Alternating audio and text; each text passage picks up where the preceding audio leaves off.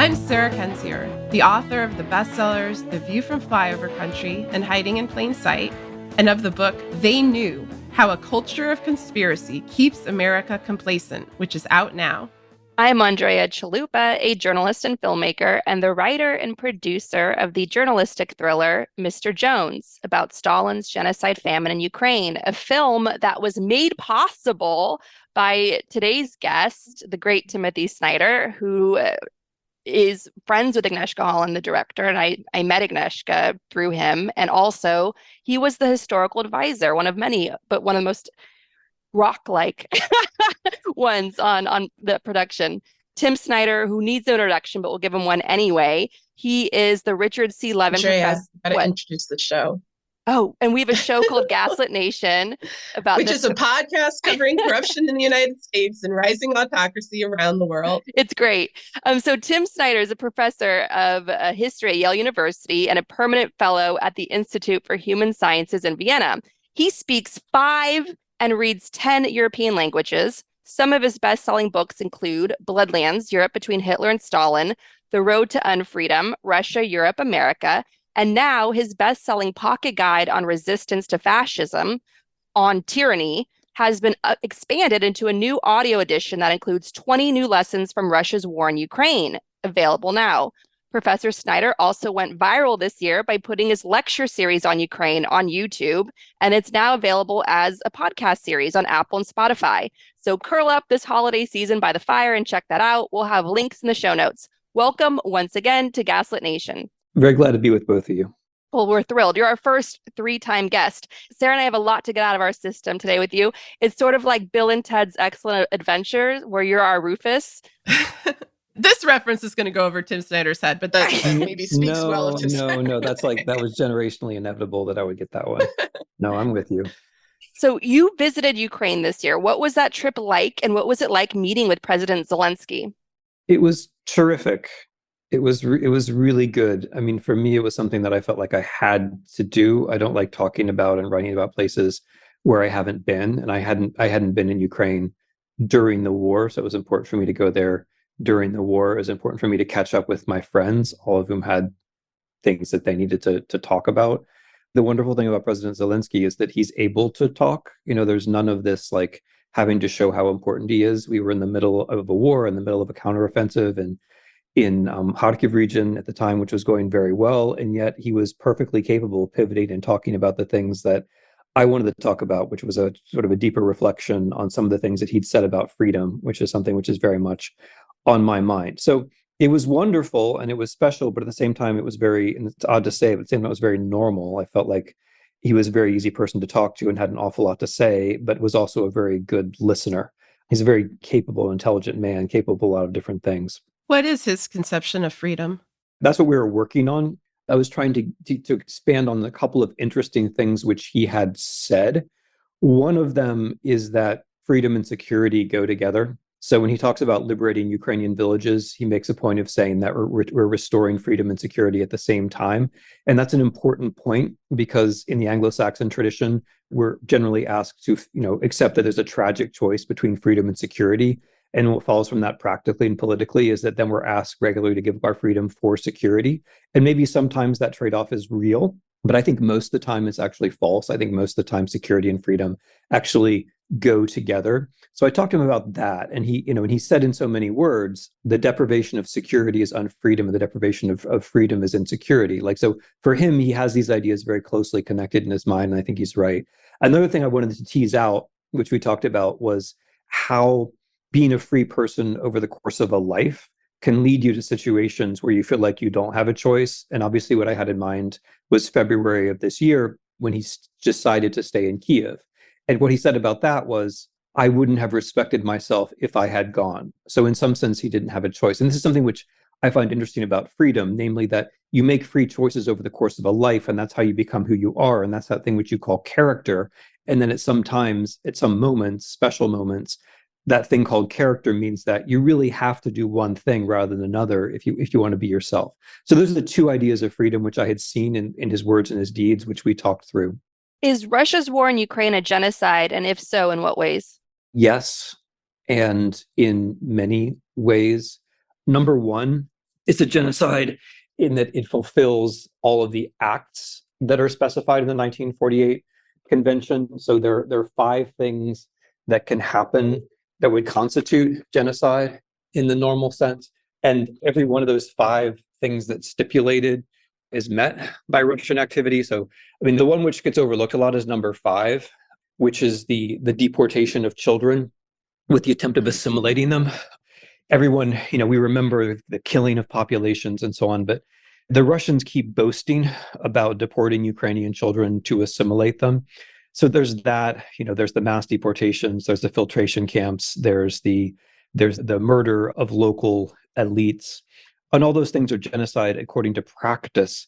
But the interesting thing about this genocide is that the intention is so clear. So usually the hard part in prosecuting genocide is not the actions, but proving the intent. And what's unusual in this case is that the Russians keep saying over and over again, essentially in so many words, that they mean to commit genocide. And I think that kind of puts everyone in the West in an embarrassing position, because our default is, well, they do terrible things, but how do we prove intent? And this time, basically, the Russians are overwhelming us with the evidence of intent, as they do so often. The basic idea being that if you give them so much, they'll be overwhelmed by it. They'll be bowled over. They don't know what to do. But anyway, the short answer to the question is yes.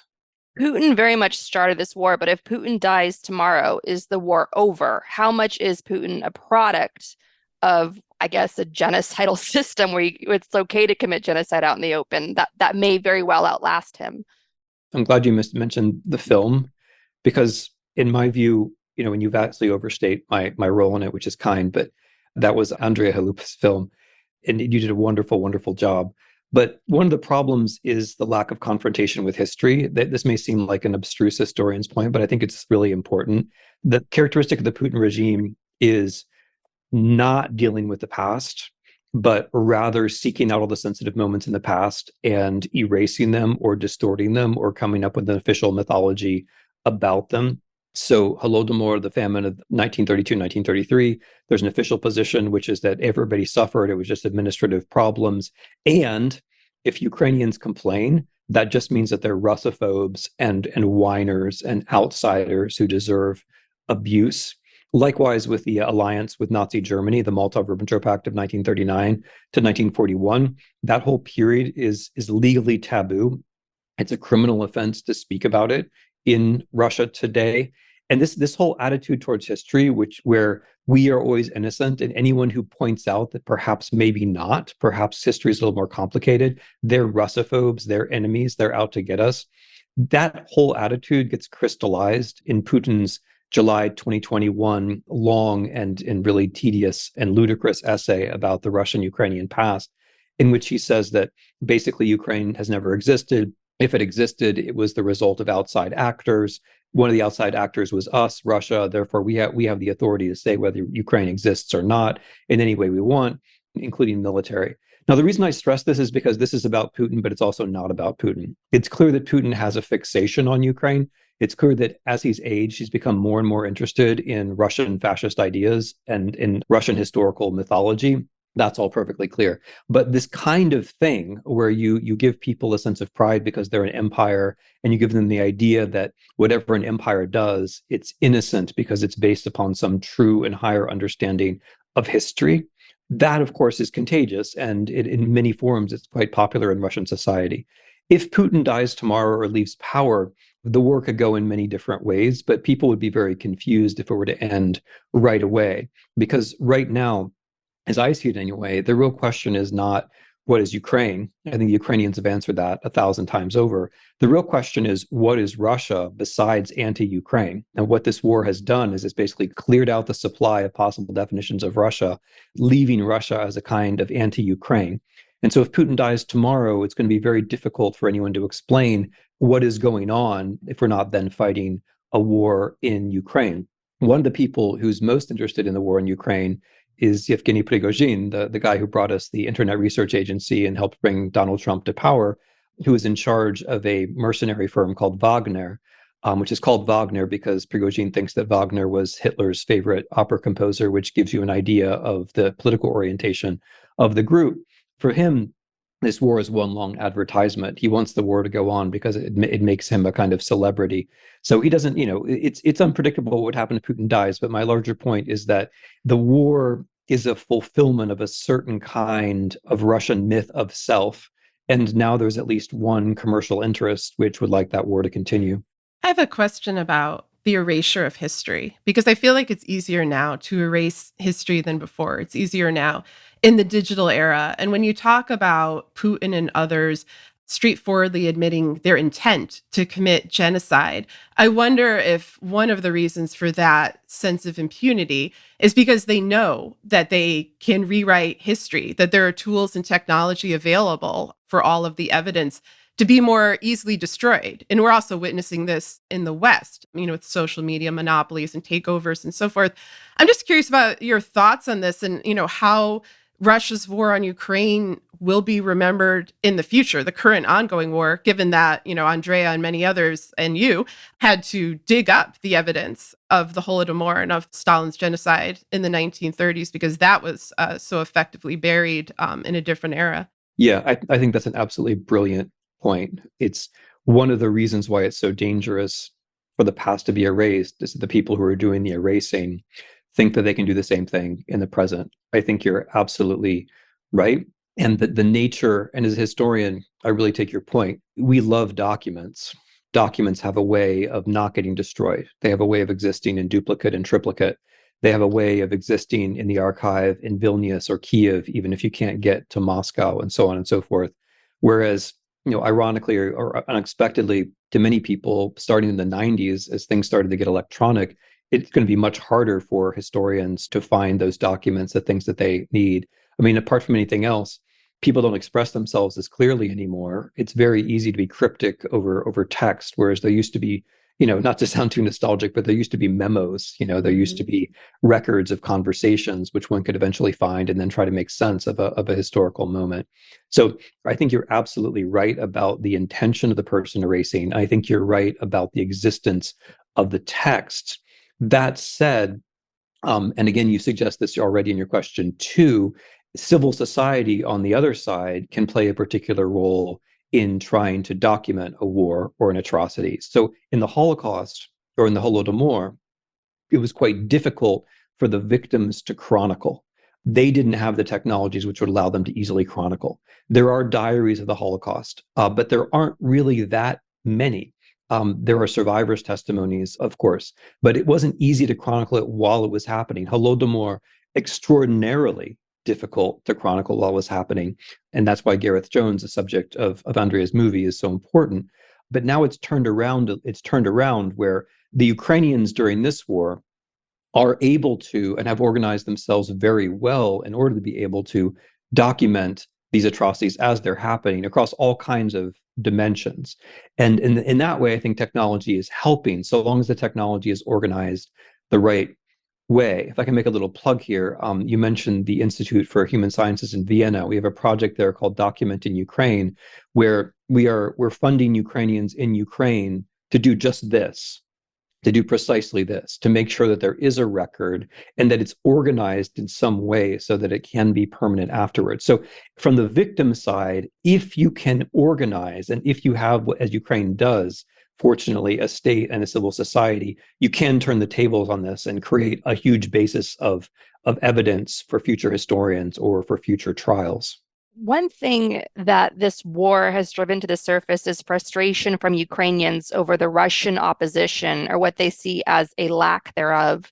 Recently, a TV broadcaster was fired at the Russian opposition online TV network that broadcasts from Latvia, TV Rain, for fundraising for Russian soldiers in Ukraine.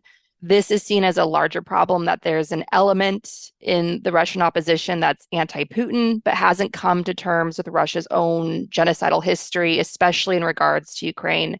There's that saying that the Russian liberal stops where Ukraine starts. What are your thoughts on this? So I'm going to try to answer it at a couple levels. One level is to compare the recent history of Russia and Ukraine. I think especially looking back from 2022, we can see some really important turning points where, as it were, to steal from A.J.P. Taylor, history did turn on the Ukraine side, but it didn't turn on the Russian side. So for me, those critical points would be the first 5 years of the 21st century, where in the succession from Yeltsin to Putin, Russian democracy, which was already deeply flawed, but Russian democracy dies because you have one leader choosing his successor, anointing his successor, and that successor then riding to power on the basis of a televised militarism in Chechnya. And that, I think, like, that was close to fatal right there. Whereas 4 years after that, in Ukraine, there's an attempt to fake an election, which this new Russian President Putin is actually concerned to have work. There's an attempt to fake an election, and that attempt to fake election is stopped by popular resistance, by civil society in late 2004, in what was called then the Orange Revolution.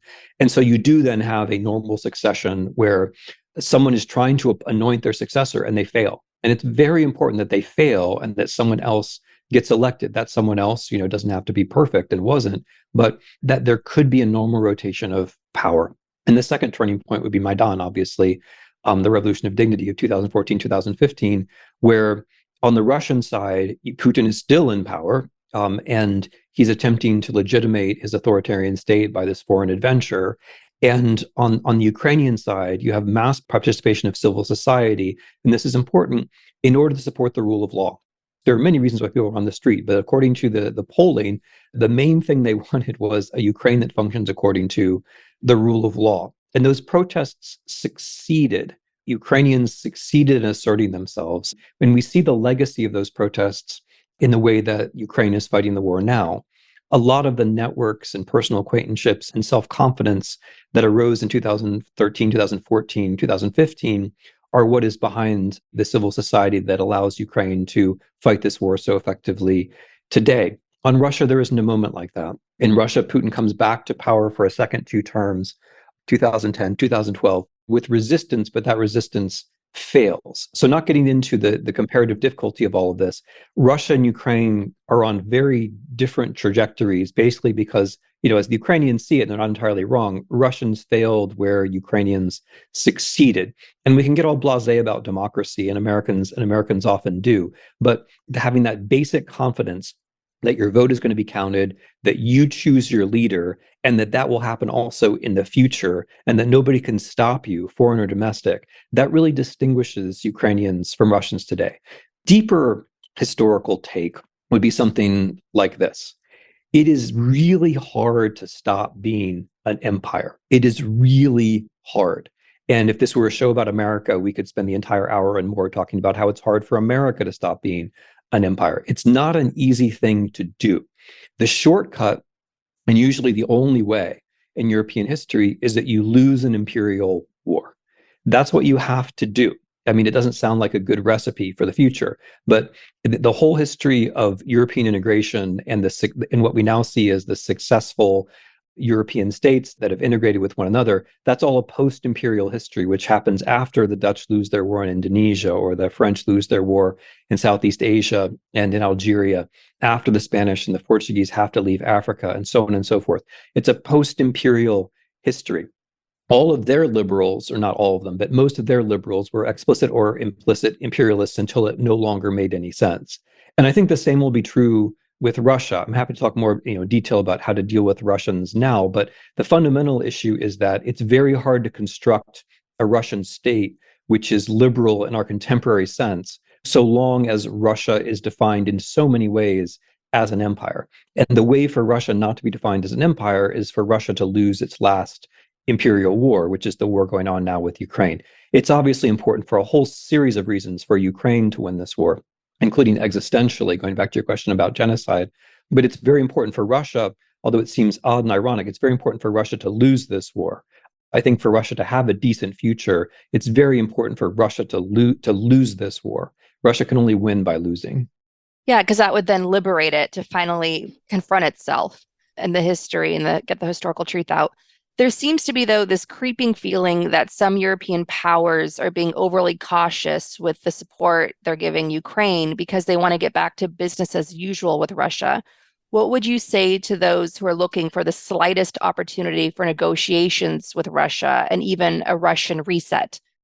Number one, if Europeans are at all serious about having learned from the Second World War, which is supposed to be the founding myth of European integration and, in general of post-war European politics, then it's very hard to see how one can treat contemporary Russia as a normal state with which one can do business. It's revealed itself to be a state that not only has carried out an aggressive war, a war of aggression, which is so palpably one-sided in its aggression. Wars are usually controversial. This one is not controversial, but not just a war of aggression, but a war of atrocity and indeed a war of genocide. It is very hard to see how one can make the case that one can now treat this state as a normal partner for business. On the contrary, the behavior of Russia today should call into question the previous 20 years of European engagement with Russia. I'm of the view that policymakers in Europe, putting aside the very easy case of Trump, right? Trump's just a sitting duck here. But putting aside the very easy case of Trump, European policymakers, particularly policymakers in Berlin, should be reconsidering how their policy choices enabled Russian fascism and enabled this war. Because even if you're only thinking of economic costs and benefits, which of course you shouldn't, but even if you are, the fact that your policies which you pursued in the name of economics led to this war ended up having terrible economic costs. So even if you are entirely amoral and don't think about history, it doesn't make any sense economically. And then in terms of negotiation, that issue, I'm going to make a super conservative point now. One thing which I've really struggled with as a practicing historian is the weakness of diplomatic and military history. I don't mean that the historians we have are weak. I just mean that there are too few of them. And as this war has proceeded, I've been really struck by how well historians of war, like Lawrence Friedman in the UK, or like Phillips O'Brien, who works in the UK, St. Andrews, how well they have tracked the war, even though they're not area specialists, and how poorly basically everyone else has. And why do I make this point? Because I feel like so much of the coverage of this war is driven by the areas where we feel comfortable, given our educational backgrounds, which leads a lot of people into discourse studies and psychology, which have their role for sure. And I use them both. But a lot of what we end up saying about Putin tends to be about how is he feeling and what can he do? And like what would make him feel better and what would make him feel worse? And I just think that a lot of the time people need to understand the battlefield realities and that Putin's feelings only have a limited significance when you're actually at war with a peer foe that's probably going to defeat you. And that a fundamental reality of the battlefield is that negotiations, and this is, again, I'm going all conservative, this is just Clausewitz, right? That negotiations are a function of the relative relationships of power at a given point in the war. It's not some kind of magical choice, like you say, oh, today I like negotiation. Yesterday I liked war, but today I like negotiation. So often this is presented as though it's one or the other. And like, why would you choose war when you can choose negotiation? But Russia started this war, and whether one can negotiate with Russia depends upon Russia losing this war. So anyone who is in favor of negotiation should be in favor of defeating Russia. It's actually just logically contradictory to think, oh, I'm going to have one and not the other. No, if you want negotiation, that means you arm the Ukrainians as much as you can so they can win the war, because that's the only conceivable scenario where there might be something like negotiations with Russia.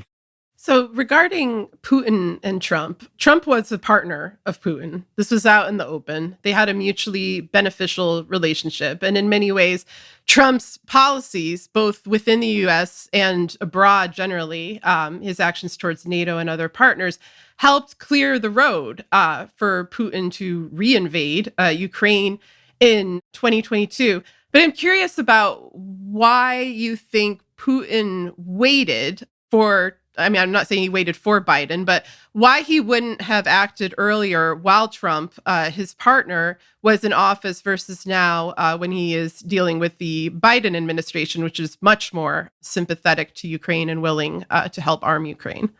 Yeah, I want to emphasize the premise of your question, because it's really important for this not to get lost.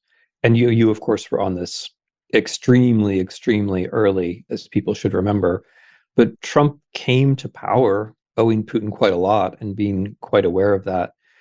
Aside and apart from the fact that Trump admires actual dictators. As a wannabe dictator, he admired actual dictators. And then just emphasize your point about NATO. I mean, we know a great deal now about the kinds of things Trump was saying at the end of his first term, and they involved, for example, pulling the United States out of NATO, which leads me to the answer to your question. I think that Putin's calculus was very likely that in a second Trump administration, a war wouldn't actually be necessary because Ukraine could just be taken.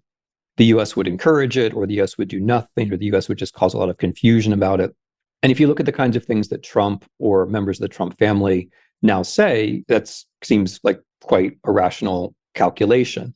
That all that would have happened is that people would have kicked up a lot of fuss about how both countries are corrupt and it's not really our affair, and maybe it's the Ukrainians' fault, and so on.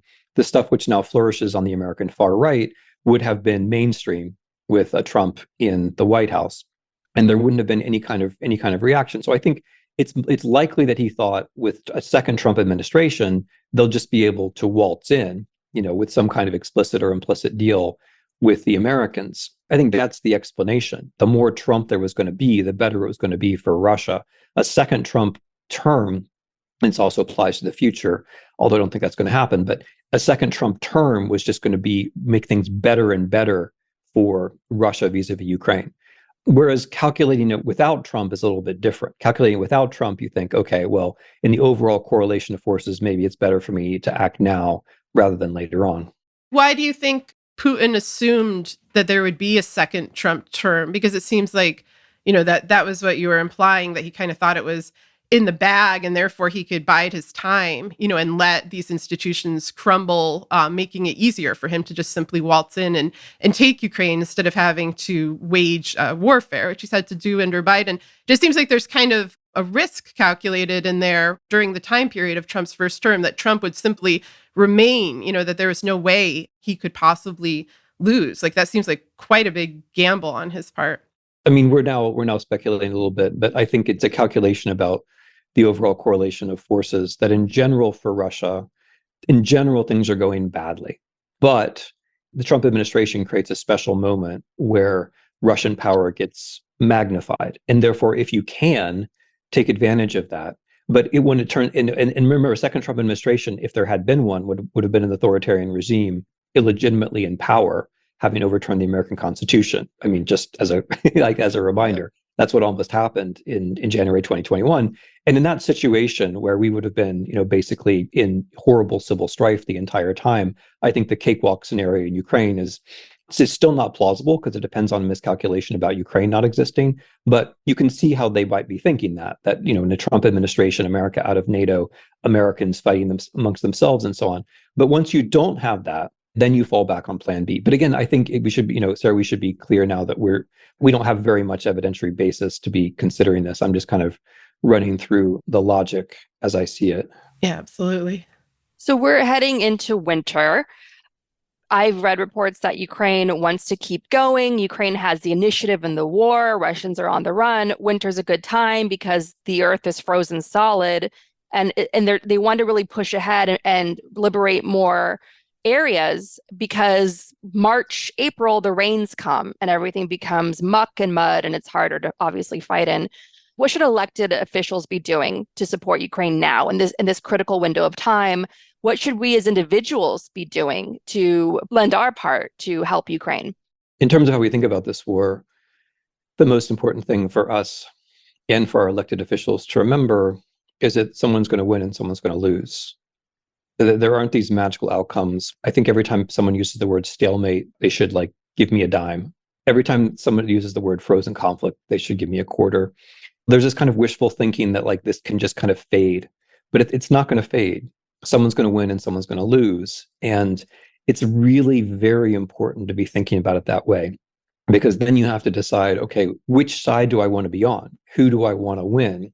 Because that depends in some considerable measure on us. We in the West, we in the United States are co-responsible for how this turns out. And if we get ourselves caught in these manners of thinking, which the Russians would really, really like us to do, that it's all stalemate, it's all very complicated, who knows, let's move on to other things. If we do that, then we're co-responsible for the Ukrainians losing, which would be terrible. for a whole number of reasons. Terrible for democracy, terrible for world food supply, terrible for the precedent it sets, terrible for the euphoria that would ensue among tyrants at home and abroad, and so on. But in terms of the practice of that, what does it mean for Ukraine to win? If you're the United States, it's very important for another big omnibus package of aid for Ukraine to be passed by this Congress. I mean, I don't want to sound hyperbolic, but I think an awful lot depends on that. I think if another big package passes before the next Congress, the Ukrainians are going to do very well in the spring, and far fewer Ukrainians are going to die over the course of the winter. I think it's really important that that happens now. And if you're putting pressure on your elected officials, you should be asking them to make sure that this omnibus package, which is under discussion now, gets passed under this Congress this month, now, as soon as possible. In terms of the winter, the Ukrainians are being, you asked earlier about genocide. The latest part of this is the Russian attempt to cut Ukrainians off from water and power, which is just such an atrocity. I mean, every morning when I wake up and, go for a run or whatever, and then come back and turn the light on and take a shower, I think about like, okay, what's life like when I can't turn the lights on and there's no water? What is that like? And, not millions or more than at one point, more than 10 million Ukrainians are cut off from power because the Russians are trying to cut them off. The Ukrainians have to get through this, and we can help them with that. We can help with supplying generators as private individuals. We can help. Well, another plug now. So the Ukrainian president has a platform called United 24, where I have a campaign to raise funds for anti-drone defense. That is the kind of thing which we can do as individuals. We can contribute money that way or some other way to anti-drone defense or to humanitarian aid through organizations like Razom. We can all do that as private individuals. I mean, my basic take is that the Ukrainians are going to get through this winter.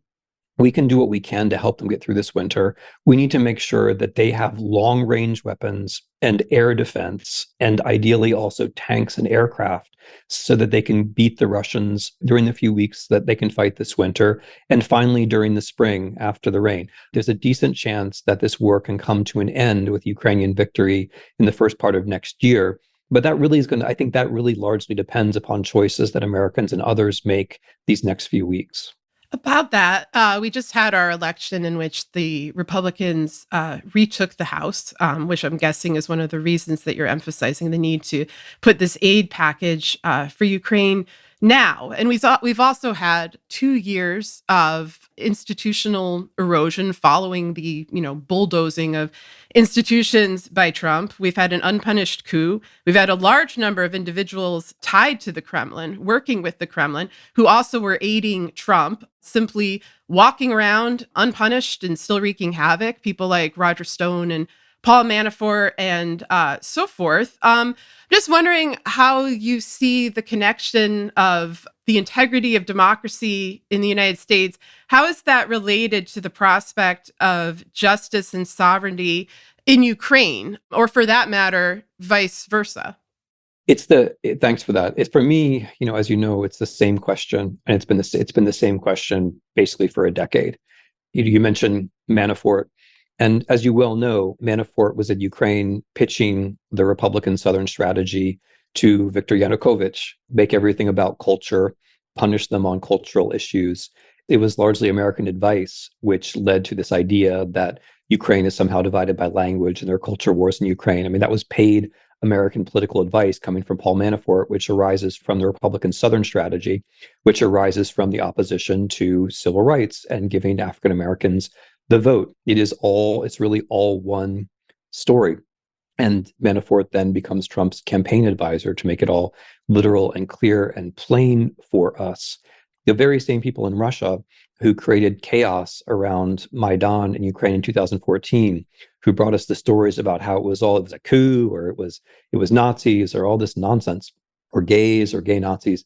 The very same people, the very same institutions were the ones who were involved with supporting the Trump candidacy in 2016, using the same techniques of appealing to people's exposed vulnerabilities on social media.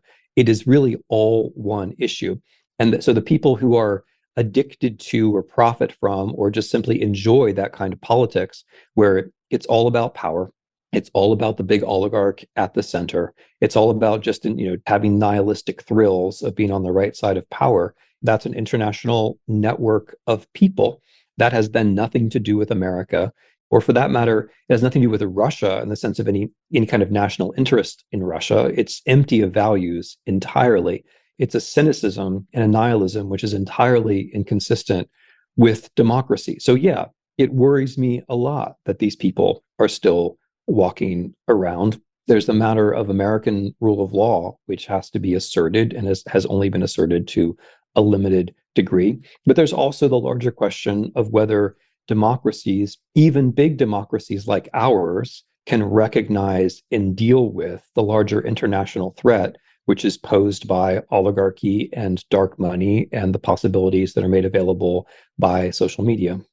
I mean, on that note, Biden ran on a platform of accountability, of anti-kleptocracy, and a lot of people had the expectation, especially after Russia reinvaded Ukraine, that this broader oligarch, mafioso, dark money network would be gutted, that the sanctions on oligarchs and so forth would benefit democracy in the United States because these individuals, would not have the power they had. It would shift the moral framework that you were referring to and lay the corruption out plain. But this DOJ and generally this Congress has been reluctant to pursue those aims, even though it seems to be in America's own self-interest, our own survival, to pursue those aims. Why do you think that they've been so timid? First of all, before we move into the critique, I'm just going to point out that I think that the Biden administration has been excellent on Ukraine, and we just shouldn't take that for granted. I mean, I spend my time, disagreeing with them because I think they were too slow to, and still are too slow to get to the idea of victory. I think they've been way too cautious. They've invented various taboos, like Ukraine shouldn't be striking in Russia, which is a weird rule in war. And the Russians don't even, I guess, supposed about escalation, but the Russians don't even know we're doing that, nor do they even care. Like, they just think it's weird. You can't find Russian soldiers or officers who think, oh yes, the Americans aren't striking. The Americans aren't giving Ukrainians weapons of this and this range, and therefore, no. I mean, they say they're fighting us anyway, and they don't care whether Ukrainians strike across their borders. They just deny it if it happens. Like, I spend all my time trying to point out that we have the capability to end this war faster. But that said, the Biden administration approach to this war has been really sound fundamentally, and I don't want to take that for granted. And I do think the fact that the Biden administration has been able to make the argument that this war is about democracy in the fundamental sense of people being able to choose their leaders, and also in another fundamental sense of people willing to take risks to defend what is fundamentally an ethical position. After all, democracy is fundamentally an ethical position. I think they've done a really good job, and I think that has had positive feedback loops inside American society. So before we go into that question, Sarah, I just want to say that, like, it could have been much, much, much worse. Oh, we are very aware that it could have been and can be much, much worse. So yes. Yeah. I know. It's your much worse is your bread and butter. I know. For the purpose of our conversation, I just wanted to get that out. I think it's really important. And then beyond that, I fundamentally agree with you, and I've always agreed with you.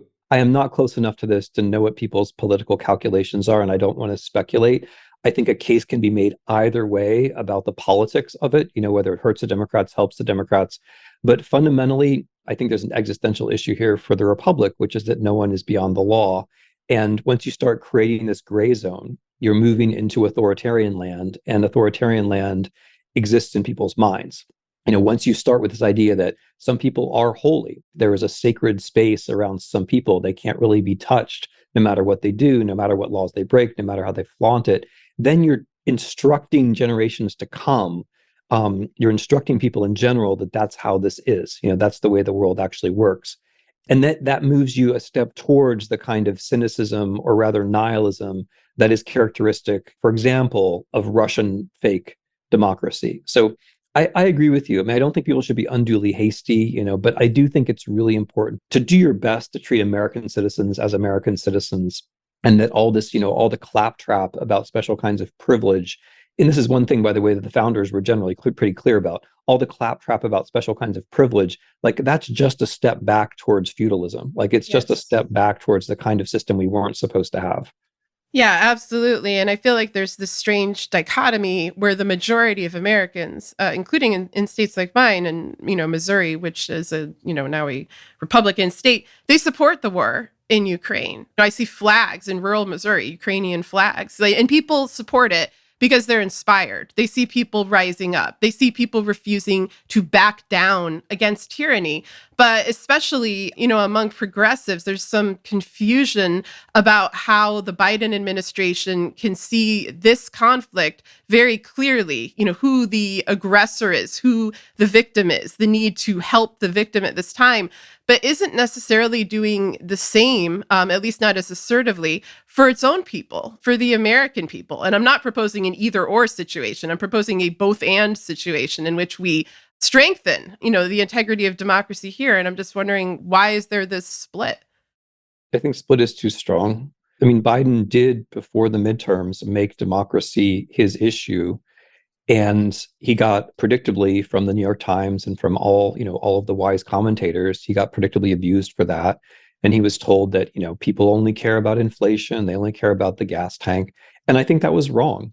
And I think he Yes. was right, both in practice and in principle, to make that an issue, to give that a shot before the midterms.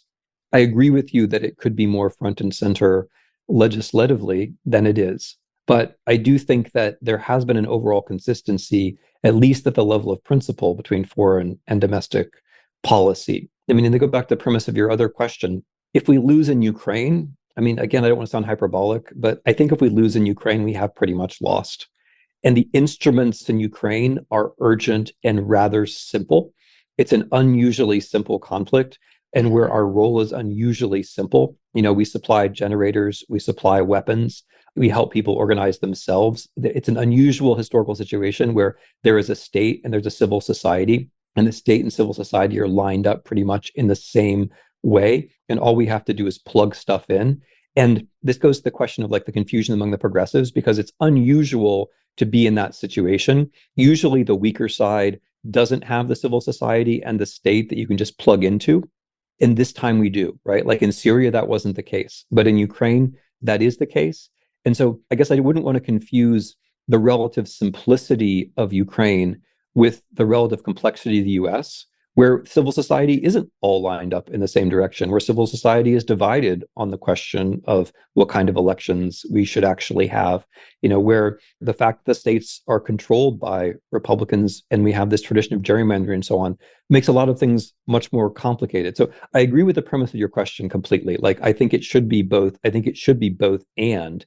I mean, my argument for Ukraine the entire time has been an argument that Ukrainians are giving us an example that democracy is fundamentally ethical and worth making sacrifices for. And we have to remember that and not be cynical. And when we look at the challenges that we're facing, we shouldn't be thinking, oh, we'll never get over that, because whatever challenges we're facing, the Ukrainians are facing much more difficult ones. When the war started, I was confronted by, this question that you're asking. I was confronted by it in a pretty direct way because I was teaching last semester in prison. And the guys I was teaching. Did you say prison? Yeah. Where? A prison where? In the United States. Wow. In Connecticut. The guys I was teaching were very interested in the war, partly because they were just interested in what's going on outside. One of them was a veteran, and also they knew I knew something about Eastern Europe. And so they ended up kind of becoming my support group, because like every week I would come in, and at the beginning we talk about Ukraine and Russia and what was going on in the war. And so here I was in this institution, which from my point of view anyway, constitutes pretty much the nadir of continuities in American imperial history and American social injustice. And I was really struck by how the prison, I mean, it was a fascinating semester in general, teaching and learning from, these students, but how they were able to identify with the Ukrainians as being in the colonial position. Mm-hmm. It wasn't their first reaction, because their first reaction was, these are white guys and more white guys. But as we talked through it, they started making connections to US history, and they started being able to see the colonial aspect of the Russian-Ukrainian relationship. And I thought that that showed extraordinary generosity on their part, like a generosity of intellect and a generosity of spirit. But it also did give me hope that in the right setup anyway, that we can get the American, and the Ukrainian concerns and issues lined up in a way where we can find a language to talk about them. Oh, absolutely. And, like I was saying, I hear enthusiastic rhetoric for the Ukrainians, sort of a feeling of hope that, yes, like even in the worst of circumstances, it is still possible to, mount a vigorous fight back. But that makes it all the more important that that fight be supported both materially and also that principles are put to practice on our own side.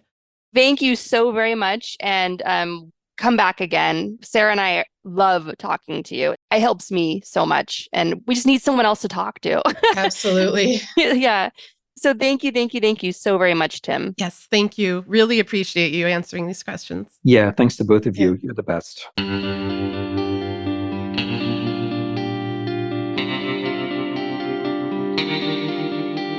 Our discussion continues, and you can get access to that by signing up on our Patreon at the Truth Teller level or higher. We want to encourage you to donate to your local food bank, which is experiencing a spike in demand. We also encourage you to donate to Oil Change International, an advocacy group supported with the generous donation from the Greta Thunberg Foundation that exposes the true cost of fossil fuels and facilitates the ongoing transition to clean energy. We encourage you to help support Ukraine by donating to Razom for Ukraine at razomforukraine.org.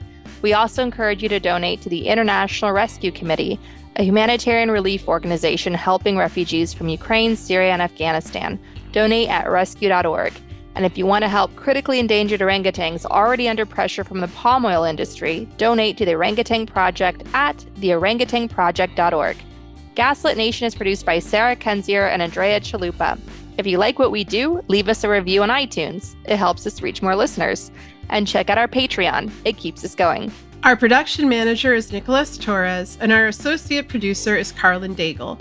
Our episodes are edited by Nicholas Torres, and our Patreon-exclusive content is edited by Carlin Daigle. Original music in Gaslit Nation is produced by David Whitehead, Martin Vissenberg, Nick Farr, Damian Arriaga, and Carlin Daigle. Our logo design was donated to us by Hamish Smith of the New York-based firm Order. Thank you so much, Hamish. Gaslit Nation would like to thank our supporters at the producer level on Patreon and higher: Chick Quinn, Lily Wachowski, Sean Rubin, Todd S. Perlstein, Kenny Main, who was at our Warnock phone bank. Thank you, Kenny.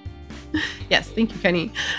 John Schonthayer, Ellen McGirt, Jill Farron, Larry Gasson, Erica Moore, Karen A. Deal, Nico Phillips, Brian E. Castor, Titania Bursch, Karen Heisler, Ann Bertino, Chris Bravo, John Millett, David East, Stu, Ida, Ben Wheaton, Joseph Mara Jr., Thomas Scheibe, Julie Matthews, Meganopolis, Mark, Barbara Kittredge, Matthew Womack, Silas Frank, Sean Berg, Kristen Custer, Tracy Ash, Kai Gillis, Sharon Hattrick, William Barry Reeves, Emmy, Kevin Gannon, Mike Christensen, Sandra Kalnins, Katie Masuris, John Laughlin, Emily Fenning, James D. Leonard, Carol Golstad, Michael Wooldridge, Jason Benke, Marcus J. Trent,